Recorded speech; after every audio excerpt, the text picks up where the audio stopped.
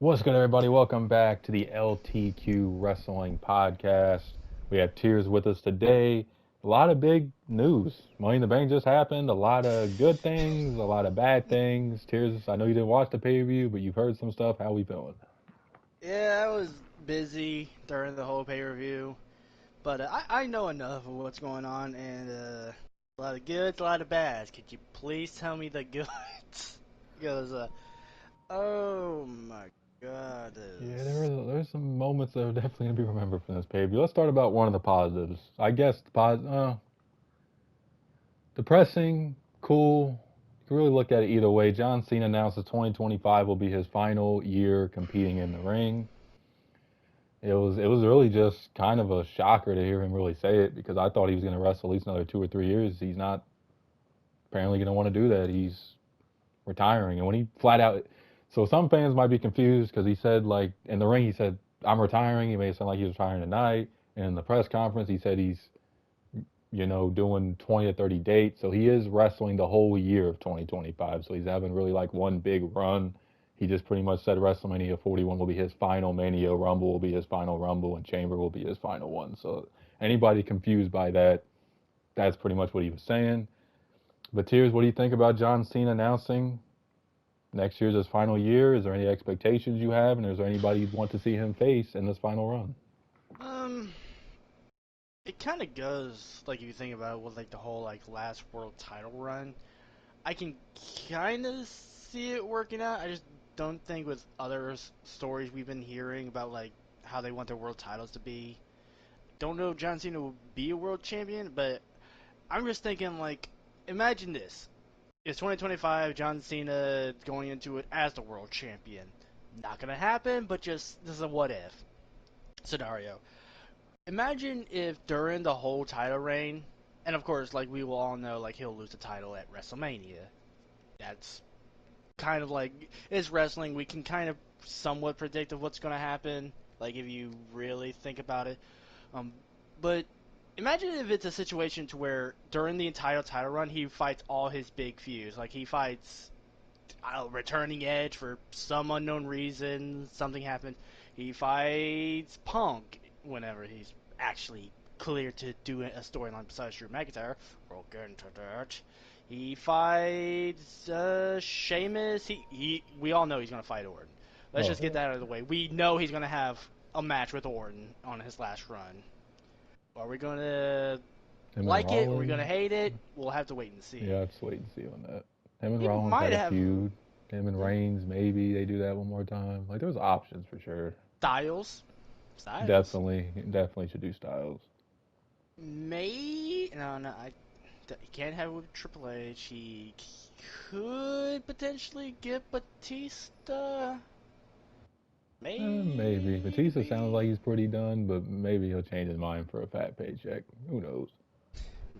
But I can see like his last run just being like all his most memorable opponents.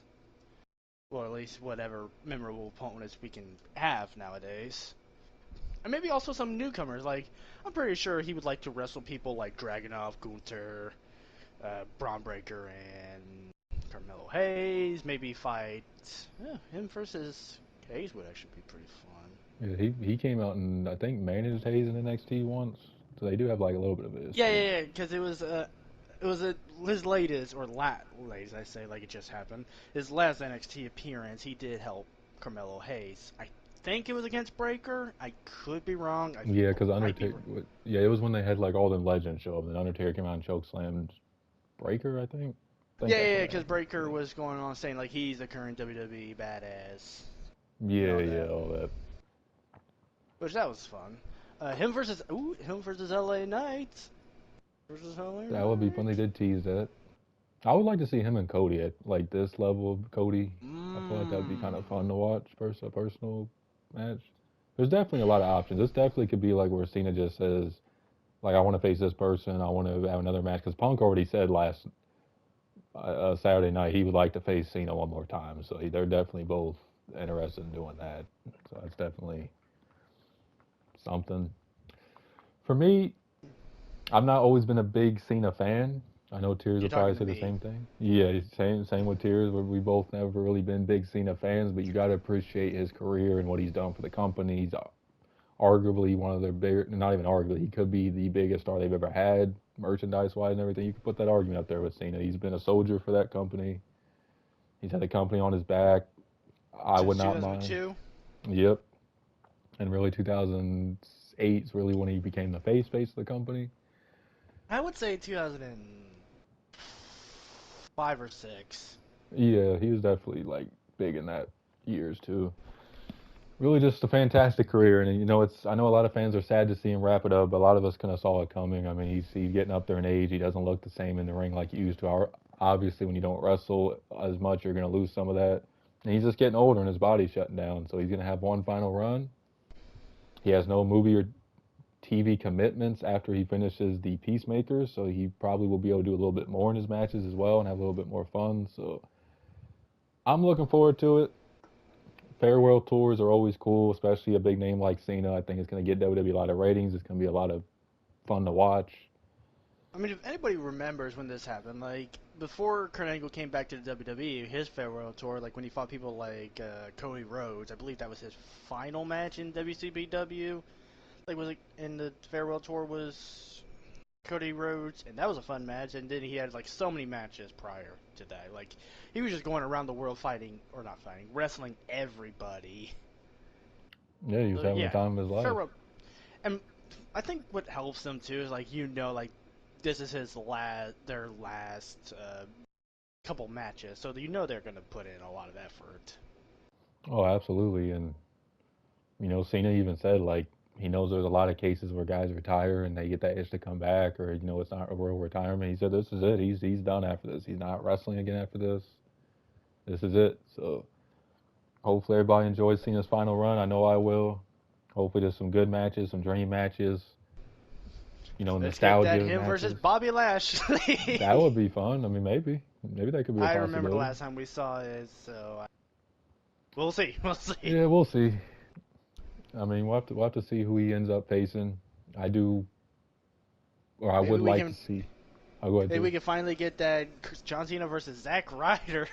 He was already teasing on Twitter, so possibly that would be Oh, fun. really? Yeah, he was like, John Cena's retiring. I'm a big part of that, which he was Uh, technically, I guess, but his just so career. people But know, I don't use Twitter or X or whatever you want to call it. I literally don't have it.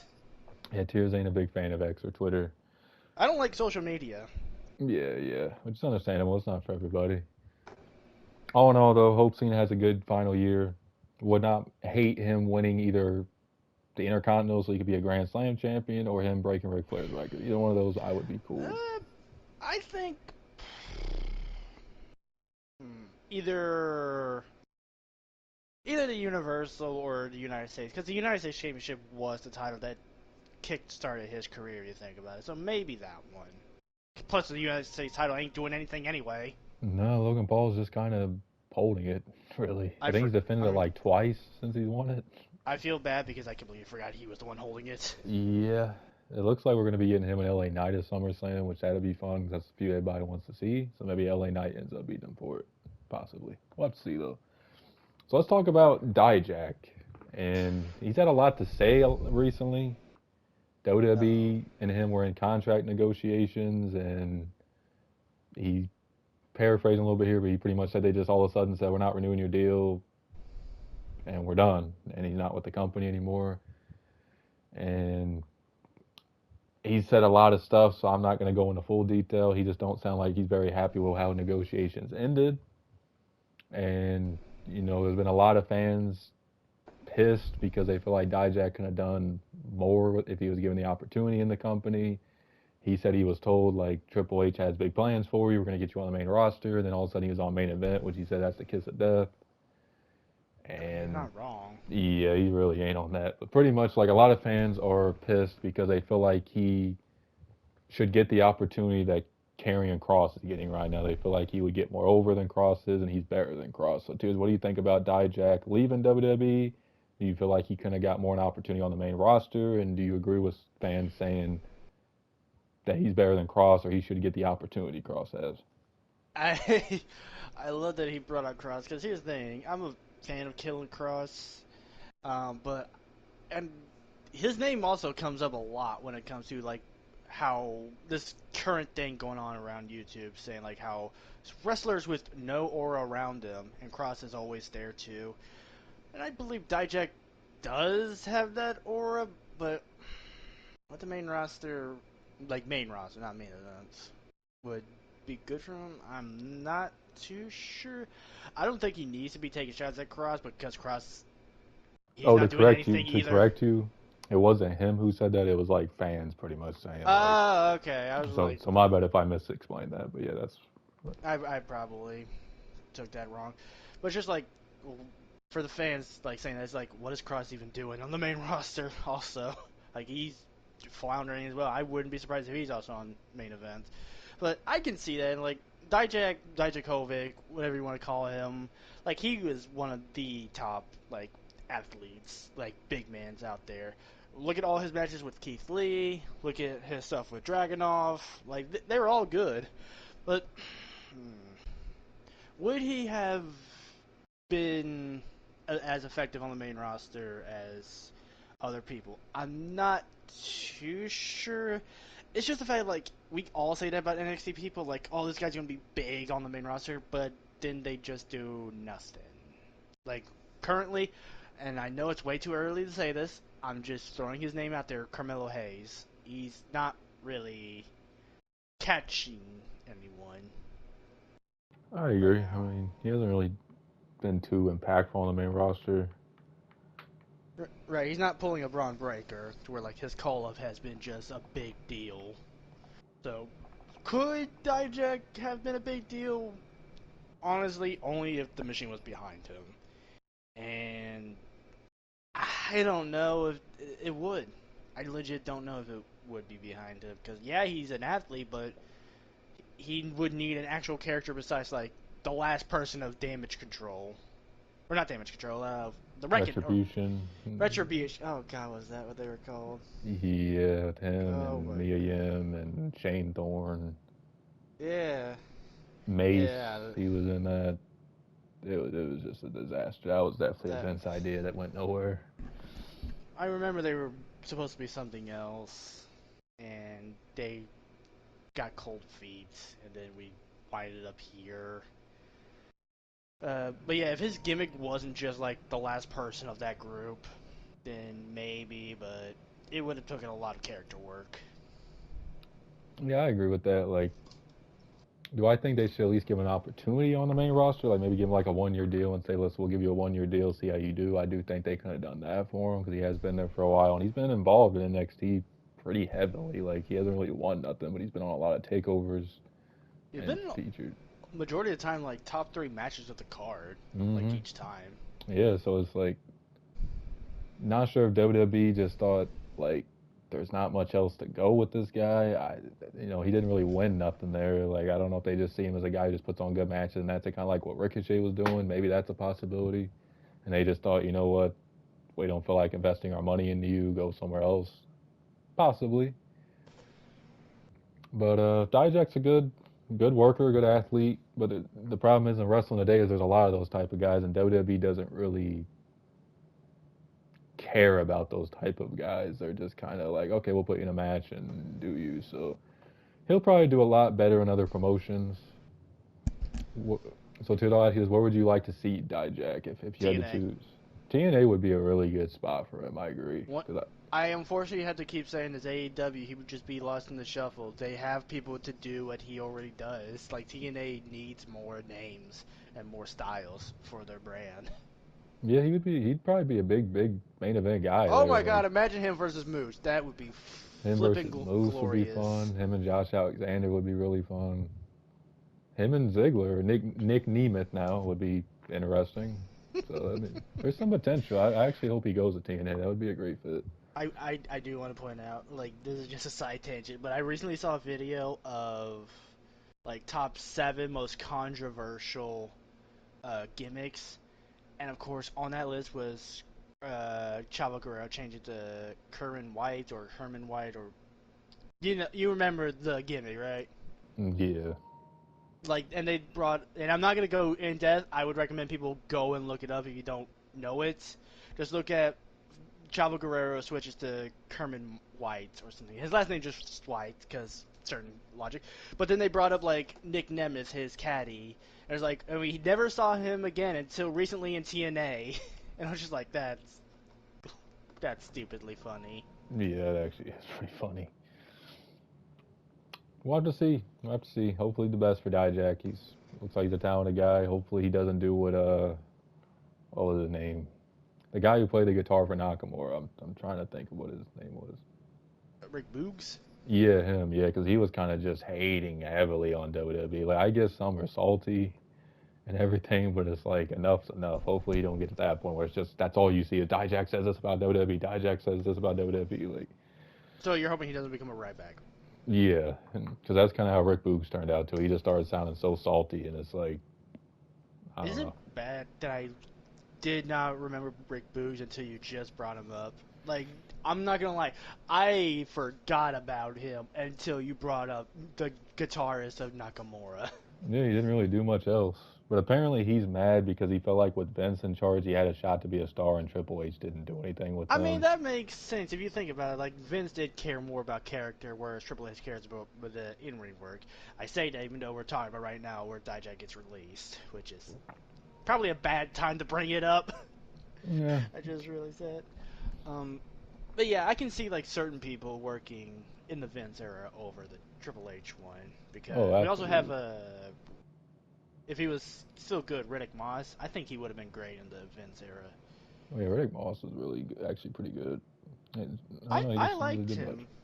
Yeah, same. Now he put Emma as his manager, and that could have actually been good because they're married in real life and everything. But some bookers see more in other wrestlers than other bookers do, so that's just unfortunately the casualty of the business. So let's talk about It, Will Ospreay. Oh, go ahead, Tears. I was gonna say like for wrestlers who for some reason are listening to us or thinking about something. I highly doubt they are, but just in case, just look at the style that your potential boss is looking for and think like, so with my current style, what is the chances for me? Hey, you always gotta think about that stuff. Like, do I fit Yeah, well with this company, or do I fit well with because this in group? past WWE it was all about the big dudes. For AEW it's all about like those who can go 30 minutes in a match. For TNA, whoever's cheap. Yeah, whoever's cheap and can is a name that people recognize at that point.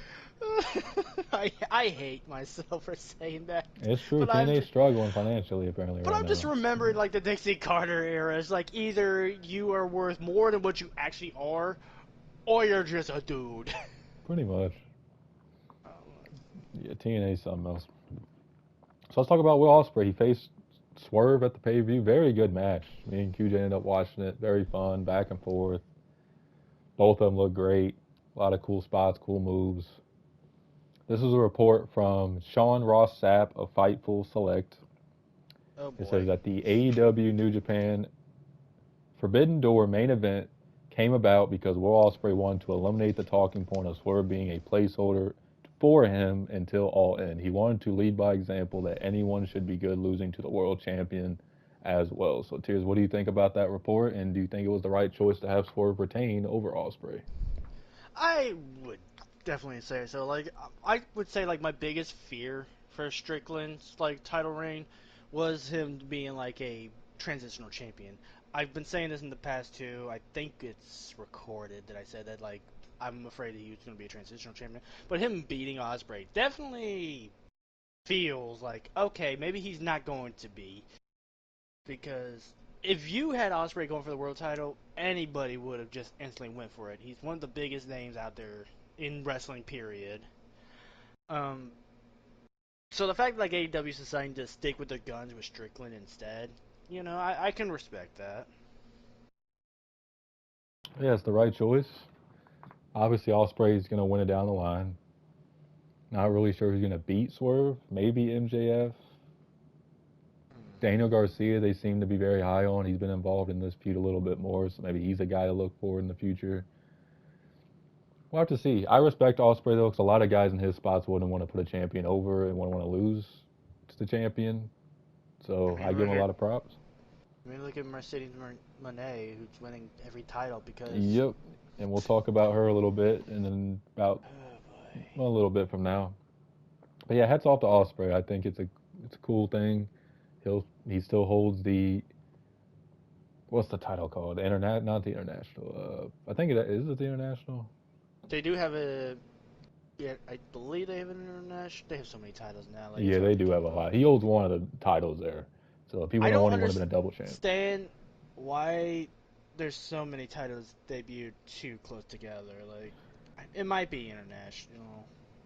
Yeah, I honestly, like, and to the audience, I'm not trying to sound like I don't watch AEW. I do watch a lot of it. It's just there's so many titles, I forget who holds what, who's doing. It's just so many titles. Even WWE's apparently debuting a mid-card women's title soon. It's just like there's so well, many they titles. debuted the women's North America for NXT. Yeah. And by the way, that match between James and Soroka, very fun.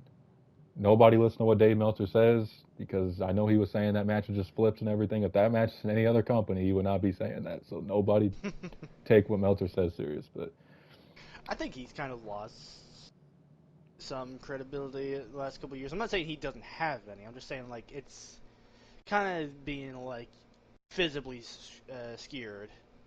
I agree. He just seems like he kind of just says whatever. He's very biased, which I don't like at all. I mean, to be fair, we're biased as well, but Oh yeah, but like we're not he makes making it money. too obvious he's biased. Like we're giving our perspective on both unbiased while also on the side saying like, by the way, this is my biased perspective, but I'm gonna try to be unbiased about it. Because I said like in the past, like I don't like John Cena video, and I'm still looking forward to the John Cena 2025 last run because it's his last run. yeah, so I mean, it depends. I guess how biased you are. Meltzer's like the ultimate bias, in my opinion. It's just like just screw Meltzer.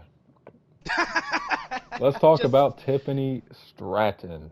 She ended up winning the they. women's Money in the Bank. A lot of people, including myself, are very high on Tiffany Stratton. I think she's great. Obviously, she's had her issues outside the ring, like that Jade Cargill Instagram post she had. Looked like an honest mistake. Some don't believe that. Believe what you want to believe. It don't look like she's being punished for it. She wins Miss Money in the Bank. Fun match. A lot of botches early on in this match, especially Zoe Stark where she hit her head on the ladder. That was not pleasant to watch. Just a lot of botching. But at I the hear end, people say like this was the match of the night. Like that's what I'm getting from people. it definitely picked up in the middle and in the end. It was definitely fun in the end. A lot of cool spots. Chelsea Green died in the end when she went flying through two tables. There was a crazy spot where going through a ladder. It was just a lot of cool spots. Everybody, the hometown girl Chelsea Green was climbing up. Everybody thought she had it. Tiffany Stratton pushes her off through two tables. Tiffany Stratton wins Miss Money in the Bank. So, Tears, what do you think about her winning the women's Money in the Bank ladder match? Well, obviously we knew Chelsea wasn't going to win because you know the hometown curse. If it's your hometown, you're not allowed to win. That's just a simple fact. Yeah, fact. But I think it was the right choice because, like, looking at all the other names in it, it wasn't like not really any of them was really popping. Like, obviously everybody in that match could have used the Money in the Bank briefcase, but it was just like, honestly, it made more sense for it to be Tiffany because she has the most amount of like word of mouth going on right now. But I don't know. Like, currently, when it comes to who the champions are, I can only see her cashing in on Bailey. Like if Liv was not in a major storyline with Rhea Ripley or the Judgment Day, however you want to word it, maybe her. But it's kind of clear that it needs to be on Bailey because Bailey's not really doing anything else. I know she's fighting Nia at SummerSlam, which let's all just take a moment of silence to pray for Bailey because we know how their last match against each other went. That wasn't pleasant. Not good. Yeah, but I feel like since we got face Bailey back at Mania, it probably would do her good to cash in on her. Maybe even after her match against Nia Jax, because I think we just need, honestly, just to help Bailey be stay relevant, and her losing the title to Tiffany Stratton and having like a fun heel face dynamic between the two could be a good thing. I'm not saying she needs to cash in at SummerSlam, but it might be for the best. Yeah, we'll have to see what they decide. Seems like potentially a Nia and Tiffany feud. Oh God. Yeah, they're friends in real life. They're always on each other's TikToks. So maybe that's like maybe something they both want to do. We'll see. Tiffany Stratton, listen, she's over. Tiffy time's over. Tiffy in the bank's what she's going to be now going to say fits. Not a wrong choice in this match, and she's a future star. She's athletic. She's the type of woman WWE likes. She's a blonde. A lot of the fans love blondes, so we all know how that is. But here's the thing, like, could they be doing a thing to where like they're shooting their shot too early though? Like with this, like obviously, like with the Money in the Bank briefcase, they have time, but it's just like there's always that potential chance that where they're just gunning it way too quickly for her, like they've done with so many people. Definitely could be a possibility. She wasn't really on TV that much until like last month, just because they were trying to dim down the heat from the Instagram video. Right, and I get that, but it's just like still like if you think about it as a WWE fan, it's just like person just shows up, and now all of a sudden they're supposed to be a big deal. Like, I mean, I get that like that kind of worked for Braun Breaker because he was like legitimately killing people until the Sami Zayn situation. That's another topic. Uh, but I don't know. Like, I have issues with them like pulling the trigger on stuff because remember the Fiend? Yeah, that was bad. That was just way too early to give him a title shot. So, that's my concern. Is like, could it be too early for her to be doing this before the fans actually get a chance to digest her on the main roster? Definitely a possibility. Judging off what I see, a lot of fans love her. They are huge fans of her. Most of the comments I saw were positive. So it seems like a lot of fans are on board. Could definitely be a little early, but we'll just have to see how. It really just depends on how WWE books her as a Miss Money in the Bank. Hopefully they don't do a losing cash in, which we'll get into that a little bit later. And hopefully they don't do what they did with Priest, where it's every single week they're teasing a cash in. Because WWE has a tendency of like, we're just gonna tease it every single week. We're gonna have them run out and tease a cash in. Somebody's gonna stop them, or it's just like, we'll see.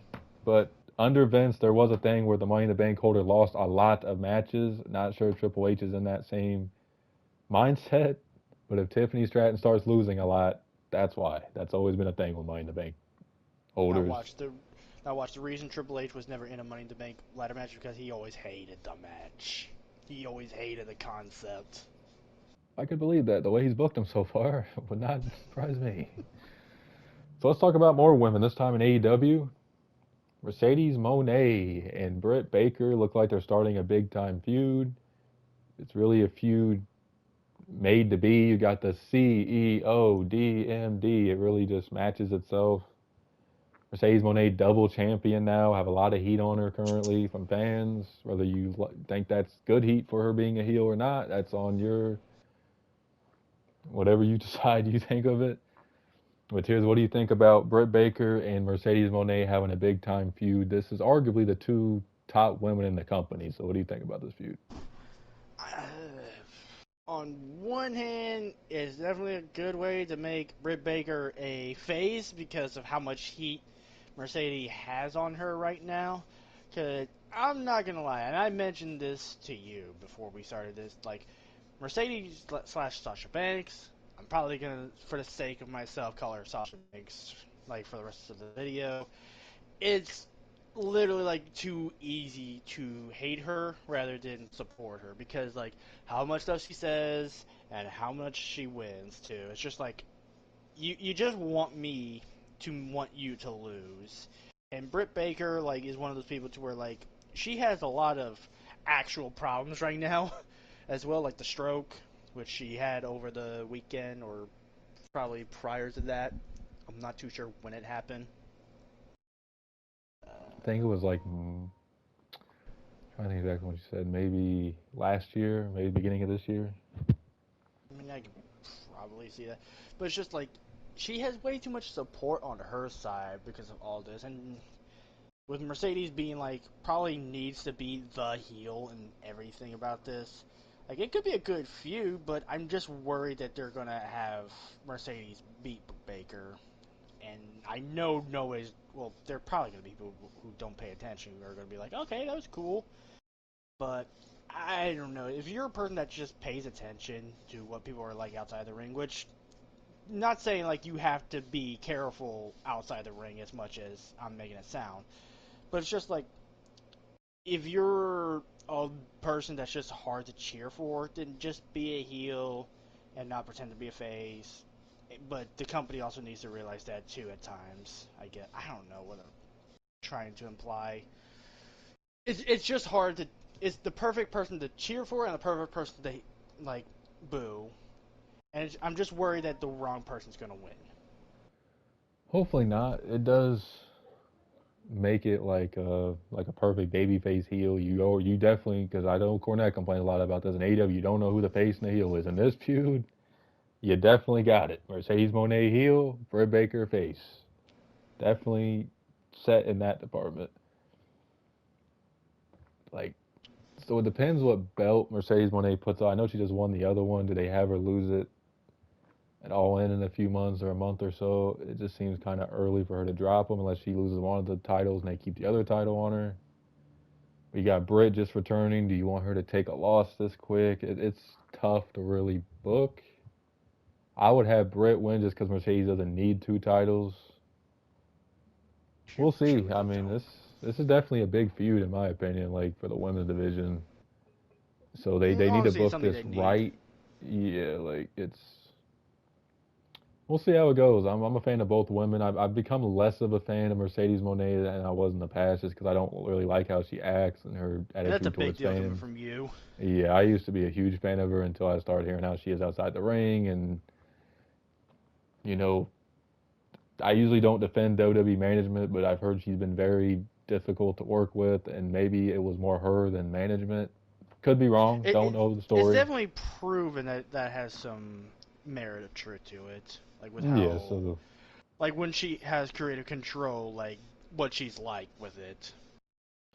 yeah, she definitely likes to talk about it a lot. Like she did an interview with TMZ saying like, "Oh, Tony Khan gives me all the creative control. I can do whatever I want to do." And WWE didn't allow me to do everything I wanted to do. And obviously Tony Khan still has a say, but now I get to do all I want to do. And it's just like, Yeah, and it seems like it wasn't. It's not that good of a thing because I I don't mind people holding two belts and winning all the time. It's just the fact like when it's obvious, it's only because you say is when I have an issue with it.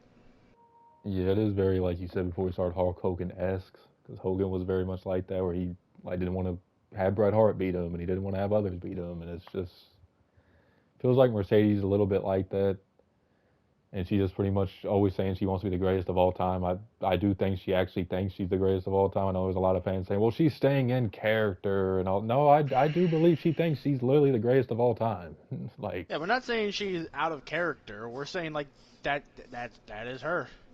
yeah, that's what she thinks, and she's up there. I don't know if I'd consider her the greatest women's wrestler of all time right now, but I mean, she's definitely top I'll put it eight, this way. six, maybe. She is top 5 of the current era. Oh, definitely. Like her, Becky, Charlotte, Bailey, five for counting all companies. That's tough. Definitely those Unfortunately, four. like that's when our bias comes in. Yeah, that really just depends on who you like. But those four women and the four horsewomen are definitely up there. Just hope this feud lives up. That's all I hope. The promo on Dynamite was good. I enjoyed it. A lot of realness to it. Scary that Britt Baker had a stroke that early in her age. I think she's in her 30s. That's her and Adam Cole have not had a fun last 2 years. I hope they're both No, better man, like health wise. Yeah. they I don't know if they need a break. If I was their boss, I would at least ask, "Hey, do you guys want some time off? Because I know you've been having some issues lately. Like, and if they don't want it, that's cool. That's up to them. But I would at least give them the option because it just seems like they are not doing all that well. Well, But like that's Britt just from my said, perspective. yeah, yeah. And Britt said, like, in her promo, like, She thought she was good, then she felt her arm go numb, and she went to Tony Khan and said, I need a break. And he said, take all the time you need. So she did do that, take a break for a while, and take some much needed time off. I mean, when you have a mini stroke like that, that's some serious stuff. So hopefully she's good. Adam Cole, it just seems like he comes back and he gets hurt again. It's just been unlucky injuries with him in AEW, and it's very unfortunate because Adam Cole's one of the best workers. Hopefully he comes back fully healthy. He don't rush back or nothing, and he has a good run. So hoping nothing for the best for those two. A fan of them both. So let's talk about what everybody's been talking about. Drew McIntyre. He won the men's Money in the Bank. Jay was so close, and then Drew threw a chair at him, knocked him off the ladder, and Drew won the Money in the Bank. He said on Raw, if I win Money in the Bank, I'm cashing in that same night. He stuck to that word. Drew, a little late. Yeah. So Rollins and Priest had a match. Very good match. I know most are talking about the botched pin, obviously, but it was really a good match before any of that happened. Drew comes out. Late. I didn't really like the way Drew cashed in. I'm one of the. If you guys watch my prediction video for Money in the Bank, I said Drew would make sense from a finisher standpoint to win Money in the Bank because the Claymore is a Money in the Bank type of finisher. He didn't even try to do any of that. He just walked in the ring and said, "I'm cashing in, make it a triple threat." A lot went on. He had a weird Claymore on Priest. He goes for the pin. Punk comes out, beats the hell out of him, chokes him with the cord. Throws him in the ring, or he throws him in the ring. Punk grabs the world title, hits him in the head. Priest hits the South to Heaven choke slam, and then 1, 2, 3, Drew gets screwed again, loses Money in the Bank that same exact night, and Priest is still your world champion. So, Tears, what do you think about Drew winning Money in the Bank, how it went, Punk screwing him, all that? Let's get into it. I really don't want to, but for the sake of the video, I will. It's in current thought process, probably top 5 worst things to do with the Money in the Bank briefcase. Like, it was bad. It was bad. Not good. I get to help the storyline that you can't do yet. Just pointing that out there. Like, you still can't do the storyline. You could have waited some other show to do this. Like, you didn't need Drew to... you didn't need Drew to win the briefcase. You didn't need Drew to be screwed over during the match. You didn't need the match cash in at all. It was... I got nothing. This is the one match that I don't have anything to say that hasn't been already said. It was that agitating, man. Like, what do you do in this situation to try to word it to be good or word it to be, like, nuanced? There's nothing you can add to it. It was a dumb move, a dumb situation, and I get why they wanted to get the briefcase out of the way, but at the same time, it was the briefcase. You had a whole year to wait to cash in. Yeah, well said. And if you guys are wondering what tiered means, like why they got out of the way, pretty much report had it. Not sure how much truth there is, but judging how they did it, this is probably why they did it. Gunther and Cody are going to be long-term champions. They don't want either one of them losing. And that's the end of it. Obviously, Cody's facing Rock at WrestleMania. They got that set in stone if that's still happening. Going on. There's talks to where, yes. But that's what they got in plan. Gunther, not really sure. It sounds like he's winning at SummerSlam. So this match, like, I was just confused by so many things. Because, like, when Punk looked at the title, I thought, okay, is he thinking if Drew wins the title, then I get a shot at it? That's what I thought when they had him look at the belt. I thought, okay, maybe Punk's thinking, let me have Drew win this cash-in, and then we could do me and Drew at SummerSlam for the title, or maybe even do a triple threat, Rollins, Drew, and Punk, because Rollins was very pissed off, too, in the end of it. Can I just point something out? And this is just a pet peeve of mine. So I talk to people about wrestling. I do. And when they talked about this, because they watched it live, this is how I knew about this firsthand. I was frustrated about what they were saying because they were saying, like, oh, this could lead to a triple threat match between Rollins, Priest, and Drew. Or no, it was going to lead to a triple threat between Punk, Seth, and Drew at Mania for the title. I was like, that is way too long of a title reign or storyline for Mania and this belt. And they kept saying like Roman Reigns was champion for 3 years for the Cody feud. That was big. That was a totally different situation. That was for the Cody story, and plus it was Roman Reigns. They are not going to do that storyline for this belt with these guys. Nah, it They wouldn't do make not have sense. a story to go for this. So I was just I hate when people say like, "Oh, it's leading up to a triple threat between Drew, Seth, and Punk." There is nothing between Punk and Seth. Yes, they had that like little spat when they first started, but as soon as that happened, Drew walks in. Seth becomes a non-existent part of it. That's why I am getting frustrated even more about this because it is dumb. That's a simple way to put it. This is just dumb. Yeah, I agree. And And I feel so bad for Priest about this too. I'm sorry to cut you off. no, This I like this belt. This is one of my current favorite WWE titles. It looks beautiful. It's held in a good way. It's being held by good names. I'm a fan of Priest. I like Priest when he came in. I liked him when he was Punishment Martinez in ROH. When he was the flippin' Playboy vampire dude. But it's just like, I feel so bad for Priest. A, he's being forgotten about in this whole shenanigans. And plus, this is his second title defense. And both matches, he had a very scary botch. Because the only way I can see like how he missed a kick out is if he got like a little bit of like hurt during like the Falcon era. Like his head got hit. That's the only thing I could think about. So I'm just thinking like if he got another injury in a match for the world title, that's not a good sign for him. yeah, and to continue off Tier said, and before I get into it, like I did say it would be Drew and Punk for the title if Drew would have won, but Gunther gets an automatic title shot at SummerSlam because he won King of the Ring. So I misinterpreted that. But yeah, doing a triple threat, maybe they do it, but it doesn't need the title. It's already got enough story involved. It seems like they're trying to do something with Seth and Punk because he was pointing at Punk like "F you, you screwed me too," which technically he did. I'm tired of you. Corey Graves was holding him back and everything, so maybe they're setting that up for the future. I mean, they were supposed to face off at Mania until Punk got hurt, so maybe they go back to that in the future. We'll see.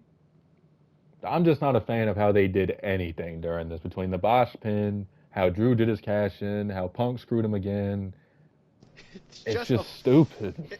it's one of those matches to where like you can't think of anything positive about it. Like yeah, it was a good match, but everything that happens like at the end makes it so hard to just say anything positive. It was one of those situations where like this, no matter how you look at it, was not good.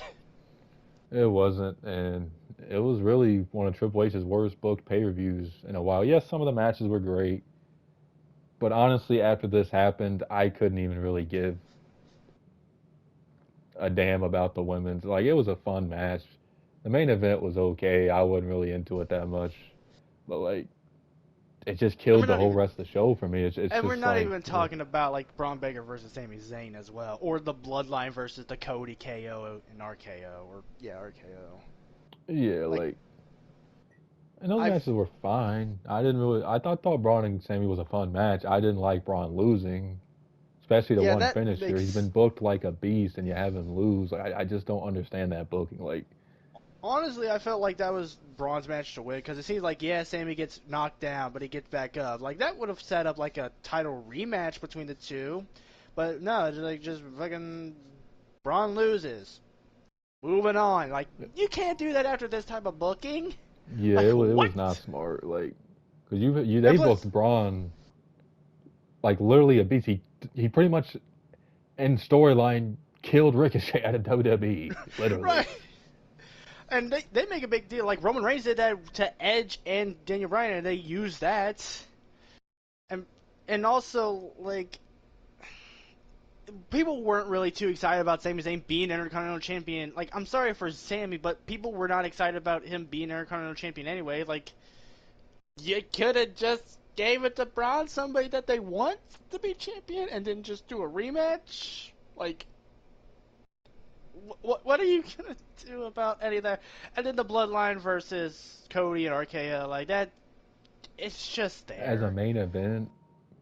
Oh yeah, that was the main event. Me and QJ were pissed because we're like, okay, why if you're gonna have a cash in, especially, and it's the only world title match on this damn show. And this why is is that not the main event? And this is the match that you have like your Money in the Bank, the match that the pay-per-view is, or pay-per-view, whatever you want to call it, is named after, and you use it in the most important story part of the show. That's the. Yeah, there is a lot of just question marks on this show in general. Like I haven't been the biggest fan of how Triple H is booked lately. I will, and obviously, listen, every booker is gonna have their bad booking. No, there's like Dutch Mantel said, it don't matter what you do as a booker, people are gonna have a problem with it. But this was just idiotic booking, in my opinion, on this show. Like, I get it, Sammy's beating Gunther, he's now beating Braun, he beat the Usos. You might as well call Sami Zayn the new Roman Reigns, because he's literally beating everybody but Roman Reigns at this point. Yeah, literally. You beat Gunther and Breaker for that belt. Okay, so when is he going to be Dragunov? Is he going to be all four of the people that we talked about in one of the previous episodes? Like the core four people? Like, when is he going to be solo? Yeah, I mean, literally. And I know there's fans who are saying, well, they're setting up a fatal four-way between Braun and Sheamus and Dragunov and Sammy because they've all been involved in this. That'd be fine, but why have Braun lose clean? And I know we were talking about, Drew and everything, but this still happened on the pay-per-view and everything. But, like, they just had Braun lose clean. At least, if you're going to have Braun lose, okay, have him kick Sammy's ass and dominate him and get a little cocky, like, yeah, I'm that young kid who's dominating the veteran, I'm cool, and have it be a roll-up. That way you can be like, Braun could be like, you beat me by luck, it was a roll-up, boom, rematch. Nah, I just hit a haluva kick on you, pinned you 1, 2, 3, and the match was over. Like, this pay-per-view made my head hurt. I can't lie. This is probably the first Triple H book pay-per-view I've honestly said I have actually hated. I just didn't like the outcomes. And for people who didn't watch the beginning part, like, I didn't watch the pay-per-view. I have a hard time having time to watch the stuff, but just hearing about it makes me feel like I'm somewhat relieved that I didn't, because this would honestly frustrate a viewer. This is frustrating to somebody who cares about wrestling, but pays attention to how it's all coming together. Like, I'm more of a person who listens to what happens and pays attention to where, like, okay, if it's good, like at Mania, I watched Mania Night 2 because it seemed like everything was going really good. I liked the matches on it. I watched it, and I enjoyed that. I very much enjoyed it wholeheartedly. But this is one of those things where, like, I'm gonna be honest, this is one of those things. This is one of those type of pay-per-views to where, like, okay, I can understand if you want to take a break for like a month or so, because this was bad. This was real bad. It was not fun, and hopefully SummerSlam makes up for it. SummerSlam won, and this is really a Core 5 pay-per-view, so it really should have been better than what it was. We'll just have to see. A lot of stuff. This felt like more of like just like, oh, this is to help us set up SummerSlam. No, don't start. Don't do eventism. Yeah. Don't use pay-per-views to set up other pay-per-views, because then we're just going to be like, then what's the point of watching all these pay-per-views? Yeah, literally. And the thing with the Drew thing that irritates me is, like, they've done the same thing in like 3 straight times where he screws Drew at Mania, he screws Drew against Priest, he screws Drew here. It's just like, can y'all think of anything new? Like, we've done the same outcome for the last 3 Drew matches. And plus, Priest has had interference in all of his fucking matches. My bad for cussing, but like,